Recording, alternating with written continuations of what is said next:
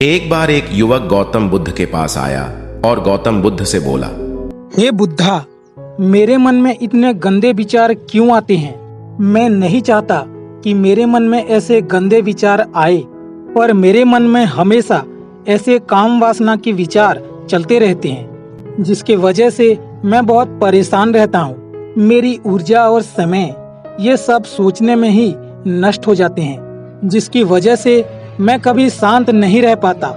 मैं हमेशा पराय स्त्री को देख के मोहित हो जाता हूँ। इन विचारों से अपने आप को कभी रोक नहीं पाता। बुद्ध मुस्कुराए और उन्होंने उस युवक से पूछा, क्या तुम्हें पता है यह काम वासना होती क्या है? फिर लड़के ने उत्तर दिया और कहा, बुद्ध, मैं तो ये नहीं जानता कि काम वासना क्या होती है, लेकिन इतना जरूर जानती हूँ कि ये बहुत बुरी चीज होती है। फिर बुद्ध ने उस युवक से कहा कि सबसे पहले तो तुम्हें यह समझना है कि प्राकृतिक रूप से जो भी चीज हमारे अंदर है वह बुरी नहीं है। हमारे जीवन में उसकी कुछ ना कुछ जरूरत है। वासना कोई बुरी बात नहीं है। यह तो हमारे मन की एक भावना है जो हमें किसी ना किसी चीज की कमी का एहसास करवाती है और फिर हम उस चीज को पाने के लिए उस चीज की तरफ आकर्षित हो जाते हैं। जैसे अगर तुम्हारे पास धन की कमी है तो तुम में धन पाने की वासना उत्पन्न हो जाएगी। तो वासना कुछ और नहीं, बस एक प्रकार की कमी है जो कि एक प्रकार की जरूरत का एहसास है। और जब यह जरूरत शारीरिक हो तो हम इसे काम वासना का नाम देते हैं। युवक ने गौतम बुद्ध को कहा, बुद्ध, मुझे काम वासना का मतलब तो समझ में आ गया, लेकिन मुझे ये बताइए कि ये आखिर आता कहाँ से है? गौतम बुद्ध ने कहा कि काम वासना कहीं से आती नहीं है। यह तो हमारे अंदर ही होती है और इसका होना तो जरूरी भी है, तभी तो मानव जाति का विस्तार होगा। युवक ने कहा, जब ये हमारे अंदर ही है और जरूरत भी है तो लोग इसे गलत क्यों कहते हैं? बुद्ध ने कहा कि यही तो समस्या है। लोगों ने काम वासना को गलत तरीके से सोच लिया है। इसे छिपाने की, दबाने की कोशिश करते हैं। काम वासना गलत नहीं है, बल्कि काम वासना का गलत तरीके से प्रयोग करना गलत बात है। लोग जिससे प्रेम करते हैं बस उसी के लिए जीने लग जाते हैं। उसे पाना ही अपना लक्ष्य बना लेते हैं और उसी के बारे में हमेशा सोचते रहते हैं, पर यह सब गलत है। बुद्ध ने युवक से कहा, क्या तुम्हें पता है जानवरों में भी काम वासना होती है? युवक ने उत्तर दिया, हाँ बुद्ध, जानवरों में भी ये काम वासना होती है, क्योंकि उनको भी अपनी पीढ़ी आगे बढ़ाना होता है। बुद्ध ने कहा, तो फिर हम जानवरों की काम वासना को गलत क्यों नहीं कहते? युवक ने कहा, मुझे नहीं पता प्रभु, आप ही बताइए। गौतम बुद्ध ने कहा कि जानवर अपनी काम वासना का प्रयोग आनंद प्राप्ति के लिए नहीं करते। वह तो सिर्फ संतान उत्पन्न करने के लिए ही काम वासना का उपयोग करते हैं। जानवरों को प्रकृति ने इतनी समझ नहीं दी कि वह काम वासना को अपने सुख का आधार बना सके, जबकि मनुष्य अपनी समझ के बलबूते पर प्रकृति में पाई जाने वाली प्रत्येक वस्तु को अपने सुख के लिए प्रयोग करता है। हम इंसानों ने ही काम वासना को अपने सुख का साधन बना लिया है, जबकि प्रकृति ने तो हमें अपने वंश को आगे बढ़ाने के लिए दिया था, लेकिन इंसानों ने इसे अपने जीवन का परम लक्ष्य बना रखा है। युवक ने पूछा, महात्मा जी, ये काम वासना हम पर हावी क्यों होती है? तब गौतम बुद्ध ने कहा कि सुनो, एक आश्रम में गुरु और उनके शिष्य रहा करते थे। उस आश्रम का एक शिष्य जीस गांव में भिक्षा लेने जाता था। उस रास्ते में एक नदी पड़ती थी।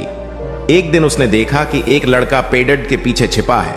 वह उस लड़के के पास गया और उससे जाकर बोला, भाई, तुम ये पेड़ के पीछे छुपकर क्या देख रहे हो? लड़के ने कहा, अरे तुझे नहीं दिख रहा कि मैं क्या देख रहा हूं? तब शिष्य ने नदी की तरफ देखा तो वहां पर कुछ लड़कियां पानी भर रही थीं। वो लड़कियां 14-15 साल की होंगी। तब उसने उस लड़के से कहा, अरे भाई, वहां पर तो लड़कियां पानी भर रहे हैं, उसे छुप कर देखने वाली क्या बात है? तब वो लड़का शिष्य की तरफ देखकर उससे कहता है, अरे पागल, तुम्हें दिखाई नहीं दे रहा कि कैसे यह परियां नदी से पानी निकाल रही है? जरा उनकी अदाओं को तो देखो, उनके कोमल शरीर को देखो, उनकी पतली कमर को देखो और उनके बाल उनकी कमर पर कैसे लहरा रहे हैं, मानो सुंदरता बिखरी पड़ी हो। शिष्य ने फिर नदी की तरफ देखा और इस बार वह इससे देखता ही चला गया। उसे किसी भी बात का कोई डर नहीं था, लेकिन अब वो छिपने लगा और उन लड़कियों को देखने लगा। और जब वो छिपकर उन लड़कियों को देख रहा था तभी वह अचानक अंदर से कांप गया और उसने कहा, अरे ये मैं क्या कर रहा हूँ? मैं जो भी कर रहा हूँ बहुत गलत कर रहा हूँ। मुझे यहाँ से चले जाना चाहिए। और फिर वह जल्दी से वहां से चला गया। वो आश्रम पहुंच जाता है। आश्रम जाकर वो अपने कार्यों में लग गया, लेकिन जो अब भी वह देख कर आया था वहीं उसकी आंखों के सामने बार बार आ रहा था। उसके मन में वही दृश्य चल रहा था। उसके मन में वही सब कुछ देखने के लिए लड़ाई हो रही थी। उसका किसी भी काम में मन नहीं लग रहा था। सुबह होते ही वह रोज जल्दी ही भिक्षा के लिए आश्रम से निकल जाता और उस नदी के पास वाले पेड़ के पास जाता और जहां पर वह लड़का पहले से मौजूद रहता था उस लड़के के साथ मिलकर लड़कियों को छुप छुप कर देखता था। अब वह रोज ऐसा करने लग गया। यह उसके रोज का काम हो गया। अब उस शिष्य का मन किसी भी काम में नहीं लगता था। वो हमेशा ही किसी ना किसी प्रकार के विचार में उलझा रहता।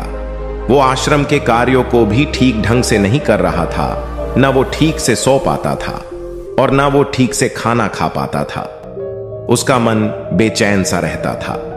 उसका मन बार बार उन लड़कियों के सौंदर्य को देखने के लिए तरसता था। जब गुरु शिक्षा देते तब भी उसका मन कहीं और विचारों में खोया रहता था। गुरु ने अपने शिष्य की इन हरकतों को जान लिया था। तब एक दिन गुरु ने शिष्य को अपने पास बुलाया और कहा कि आज से मैं भी तुम्हारे साथ भिक्षा मांगने चलूंगा। तुम और मैं साथ साथ भिक्षा मांगने चलेंगे। तभी शिष्य गुरु को मना करते हुए बोला, नहीं गुरुदेव, आप परेशान क्यों हो रहे हो? मैं अकेला ही भिक्षा मांग लूंगा। गुरु ने शिष्य से कहा कि ठीक है, तुम अकेले ही भिक्षा मांगने जाओ। शिष्य तुरंत वहां से भिक्षा मांगने के लिए निकल गया। उसके जाने के बाद गुरु भी आश्रम से निकल गए और शिष्य का पीछा करने लगे कि वो कहा जाता है, किससे मिलता है। यह सब देखने के लिए उसके पीछे पीछे चलने लगे। थोड़ी दूर जाने के बाद गुरु ने देखा कि उनका शिष्य एक लड़के के साथ एक पेड़ के पीछे अपराधी की तरह छिपा हुआ है और छिपकर कुछ देख रहा था। गुरु भी अपने शिष्य के पीछे जाकर खड़े हो गए कि आखिर उनका शिष्य क्या देख रहा है जिसे देखने के लिए वो पेड़ के पीछे अपराधियों की तरह छिपा पड़ा है। गुरु ने देखा कि उनका शिष्य पेड़ के पीछे छुपकर लड़कियों को देख रहा था जो कि नदी से पानी भर रही थी। तभी गुरु ने शिष्य को कहा कि तुम क्या देख रहे हो? अपने गुरु की आवाज सुनकर वह शिष्य घबरा गया और उसके पसीने छूटने लगे। वह थर थर कांपने लगा जैसे किसी चोर को चोरी करते समय रंगे हाथों पकड़ लिया हो। उसकी हालत खराब हो गई। वो कुछ भी नहीं बोल रहा था। उसके मुंह से कुछ टूटे फूटे शब्द भी बाहर निकल रहे थे। वो अपने गुरु से नजर भी नहीं मिला पा रहा था। गुरु ने शिष्य की तरफ देखा और कहा कि मेरा शिष्य तो निडर था, उसे तो किसी भी चीज का डर नहीं था, लेकिन यह क्या तुम तो डर के मारे कांप रहे हो। शिष्य ने गुरु से कहा कि गुरुदेव, मुझे माफ कर दो, इसमें मेरा कोई दोष नहीं है। उस लड़के ने मुझे बहका दिया था, लेकिन आपसे मैं ये वादा करता हूँ कि आगे ऐसी भूल कभी नहीं होगी। आज मुझे माफ कर दो। गुरु ने शिष्य से कहा कि कोई बात नहीं, पर इस बात का तुम ध्यान रखना कि हम जैसी संगति करते हैं वैसा ही फल हमें प्राप्त होता है। उसके विचार हमारे अंदर प्रवेश करते हैं, इसीलिए अच्छी संगति करो जिससे तुम्हारे अंदर अच्छे विचारों का प्रवेश हो। फिर गुरु और शिष्य आश्रम लौट आए और फिर से आश्रम के कार्यों पर ध्यान देने लगे। उसने उस रास्ते को छोड़ दिया और दूसरे रास्ते से जाने लगा। वो अपने काम को ध्यान से करता, लेकिन धीरे धीरे उसके अंदर क्रोध उत्पन्न हो गया और फिर वो दूसरों पर क्रोध करने लगा और बेचैन रहने लग गया। अब वो सही समय पर भोजन भी नहीं करता था।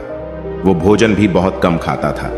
एक रात गुरु शिष्य के पास आए और उसे बोले कि अब तक तुमने कितनी बार अपना वादा तोड़ दिया। यह सुनकर शिष्य अपने गुरु के चरणों में गिर गया और रोने लगा। रोते रोते ही उसने गुरु से कहा, गुरुदेव, कई बार मैं अपना वादा तोड़ चुका हूँ, फिर वादा लेता हूँ, लेकिन मैं हमेशा अपने वादे को तोड़ देता हूँ क्योंकि मेरा मन मेरे नियंत्रण में नहीं है। मैं बहुत कोशिश करता हूँ कि अपने मन से ये सारे गंदे विचार बाहर निकाल दूं, लेकिन मैं ऐसा कर नहीं पाता। फिर गुरु ने शिष्य को कहा कि चलो मेरे साथ। गुरु शिष्य को आश्रम के बगीचे में लेकर गए और शिष्य से कहा कि देखो, यहाँ पर कुछ नालियां बनी हुई है जिससे नदी का पानी इन पौधों तक आ रहा है और यह पानी एक निरंतर भाव से बह रहा है।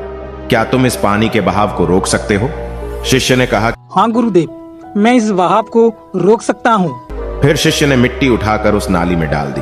वो पानी थोड़ी देर के लिए रुक गया और फिर थोड़ी देर बाद उस मिट्टी के ऊपर से पानी बह गया। गुरु ने शिष्य से कहा, अरे ये क्या, ये तो पानी रुका ही नहीं।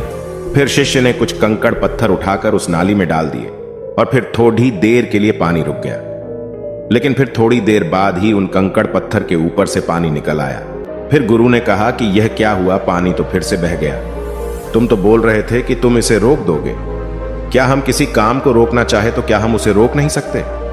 तब शिष्य ने कहा, कोई बात नहीं गुरुदेव, मैं इस पानी को आपको रोक के दिखाता हूँ। वह फिर से एक बड़ा सा पत्थर लेकर आया और उसे नाली पर डाल दिया और पानी रुक गया।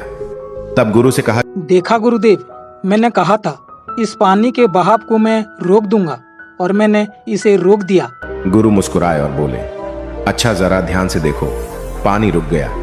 क्या वो तो पीछे की नाली तोड़कर बाहर आ गया और अगल बगल से बह रहा है, और ध्यान से देखो इस पत्थर को आगे भी आ गया और ये पानी अपना रास्ता बदलकर फिर से आगे की तरफ बह जाएगा। और फिर थोड़ी देर बाद ऐसा ही हुआ। फिर गुरु ने शिष्य को समझाया कि तुम्हारे साथ भी तो ऐसा ही चल रहा है। तुम बार बार प्रयास कर रहे हो, बड़े से बड़ा प्रयास कर रहे हो, पर हर बार तुम्हारा प्रयास टूट रहा है और यह हमेशा टूटता ही रहेगा। तुम कितना भी बड़ा पत्थर रख लो, लेकिन पानी तो अपना रास्ता बना ही लेगा। यह सब देखकर गुरु से कहा कि हे गुरुदेव, क्या कोई तरीका नहीं है जिसके वजह से मैं इस गंदे विचारों से बाहर निकल सकूं और ये मेरे मन में कभी ना आए? गुरु शिष्य को एक नदी के पास ले गए जहां से उस बगीचे में पानी आ रहा था। गुरु ने शिष्य से कहा, वो पानी इसी नदी से जा रहा है। अगर हम यहीं से उस रास्ते को बंद कर दें जहां से पानी बगीचे में जा रहा है, अब क्या हम पानी को रोक नहीं सकते? शिष्य ने कहा कि हाँ गुरुदेव, ऐसा अवश्य हो सकता है। मैं पानी को यहीं से बंद कर देता हूँ ताकि ये पानी नाले में नहीं जा पाए। फिर से नदी से जाने वाले रास्ते को बहुत मेहनत करके पत्थर और मिट्टी डाल डालकर बंद कर दिया और गुरु से कहा, गुरुदेव, मैंने पानी को बंद कर दिया है और ये पानी बगीचे में नहीं जा पाएगा। तब गुरु ने कहा कि अगर पानी बगीचे में नहीं जाएगा तो पेड़ पौधों को पानी कहां से मिलेगा? उन पेड़ पौधों को तो पानी की आवश्यकता है, और उन पेड़ पौधों में कुछ पेड़ पौधे तो ऐसे हैं जिनको रोज पानी की आवश्यकता है। वह तो मुरझाकर मर ही जाएंगे। उनका क्या होगा? पानी तो हमें खोलना ही होगा। शिष्य ने गुरु की बात सुनकर वापस नदी से जाने वाले पानी का रास्ता खोल दिया। तब गुरु ने शिष्य से पूछा कि अगर हम इस नदी के पूरे पानी को बगीचे की तरफ मोड़ दे तो क्या होगा? तब शिष्य ने जवाब दिया, गुरुदेव, वहाँ पे जितने भी पेड़ पौधे हैं वो सब गलकर नष्ट हो जाएंगे, वहाँ पर कुछ नहीं बचेगा। फिर गुरु मुस्कुराए और बोले, तुम इस बात को समझो कि हमें किसी भी चीज को रोकना नहीं है, बस हमें हमेशा संतुलन बनाए रखना है। कम पानी से भी पौधे नष्ट होते हैं और ज्यादा पानी से भी पौधे नष्ट होते हैं। हमारा जीवन संतुलन से ही चलता है। गुरु ने शिष्य से कहा कि अगर मैं तुम्हें कहूं कि तुम आम के बारे में मत सोचो तो तुम्हारे मन में सबसे पहले किसका चित्र आएगा? शिष्य ने कहा कि गुरुदेव, मेरे मन में तो पहला चित्र आम का ही आएगा। गुरु ने कहा कि जब हम गंदे विचारों को जबरदस्ती रोकने का प्रयास करते हैं तो वह और मजबूती के साथ हमारे अंदर प्रवेश करते हैं और ज्यादा हमारे अंदर उठते हैं। इसीलिए हमें उन्हें कभी भी दबाने की कोशिश नहीं करनी चाहिए। फिर गुरु ने शिष्य को जाते हुए कहा कि हमारे गंदे विचार बुरे लोगों की संगति करने की वजह से भी आते हैं। कई बार क्या होता है कि कामुकता हमारे अंदर होती नहीं है, लेकिन कुछ अश्लील लोगों के साथ रहने की वजह से ये हमारे अंदर हावी हो जाती है। फिर शिष्य ने कहा, गुरुदेव, आप सही कह रहे हैं, मैं अपने मार्ग से भटक गया था। फिर वो शिष्य उस रात बहुत ही चैन की नींद सोया। सुबह अपने कार्यों को पूरे मन से किया और फिर सुबह वो भिक्षा लेने के लिए उसी रास्ते से गया जहां वह लड़का आज भी पेड़ के पीछे छुपकर उन लड़कियों को देख रहा था। वो शिष्य नदी पर गया जहां वह लड़कियां पानी भर रही थीं। उसने उन लड़कियों से पानी मांगा। उन लड़कियों में से एक लड़की ने उसे पानी पिलाया और उस सन्यासी शिष्य के चरण छुए। शिष्य ने उसे आशीर्वाद दिया कि तुम्हारा कल्याण हो। उसका मन सकारात्मक ऊर्जा से भर गया। उसके चेहरे पर मुस्कान आ गई थी, जैसे कि उसे कुछ खोया हुआ वापस मिल गया हो। वह वापस अपने रास्ते से जाने लगा। तभी पीछे से वह लड़का आ गया जो पेड़ के पीछे छुपा हुआ था। वह शिष्य के पास आया और बोला कि क्या बात है, आज तो तुमने नजदीक से ही दर्शन कर लिए। तुम तो मेरे से भी आगे निकल गए। तब शिष्य ने कहा कि हम हमेशा दूसरे के दर्शन करने में ही व्यस्त रहते हैं, अपने दर्शन कर ही नहीं पाते। तुम कब तक इस पेड़ के पीछे छुपते रहोगे? किसी को पसंद करते हो तो उससे बोल दो, अगर वो भी तुम्हें पसंद करती है और शादी कर लो, पर उससे पहले तुम कुछ बन जाओ तथा अपने आप को पहचान लो।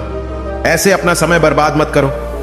फिर वह लड़का रोज उससे मिलने लगा और उस लड़के ने नदी पर जाना छोड़ दिया और फिर वो लड़का अपने जीवन में कुछ बनने के लिए संघर्ष करने लगा। बुद्ध ने युवक से पूछा कि क्या तुम्हें तुम्हारे सारे सवालों का जवाब मिल गया? तब युवक ने कहा कि हाँ महात्मा जी, आपका बहुत बहुत धन्यवाद। तब गौतम बुद्ध ने युवक से कहा कि जब तुम्हारे मन में गंदे विचार आए तब आप अपने आप को दोषी मत मानो।